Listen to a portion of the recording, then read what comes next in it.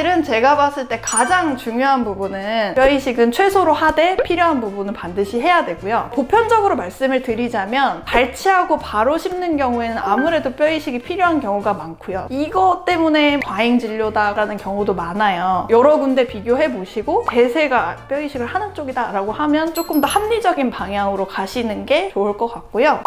안녕하세요. 오늘은 임플란트 하시기 전에 어떤 준비를 해야 되는지 궁금하신 분들을 위해서 아주 간단하게 요약 정리를 해드리려고 이 영상을 준비했습니다. 첫 번째는 뭐냐면 임플란트를 정말 해야 되는 상황인지 이걸 먼저 보셔야 될 것 같아요. 그러면 분명히 병원마다 진단이 다를 수 있어요. 어느 병원은 임플란트 해야 된다. 어느 병원은 아니다. 살릴 수 있다. 그래서 그거 먼저 파악을 하시는 게 중요할 것 같고, 두 번째로는 꼭 임플란트로만 가능한지도 한번 따져보시면 좋을 것 같아요. 어떤 분들은 나는 임플란트가 너무 걱정이 돼 하면은 사실은 임플란트 말고 하실 수 있는 방법도 많거든요. 나는 대체할 수 있다면 그걸로 하겠어. 대신에 단점 그런 것들도 한번 비교를 해보시고 결정하는 게 첫 번째. 자, 그러면 임플란트를 하기로 했어요. 그러면 그 다음에 정해야 되는 거는 임플란트의 브랜드가 굉장히 여러 가지가 있어요. 간략하게 설명을 드리면 보편적으로 많이 하시는 게 오스템 많이 생각하실 건데요. 오스템의 장점은 뭐냐면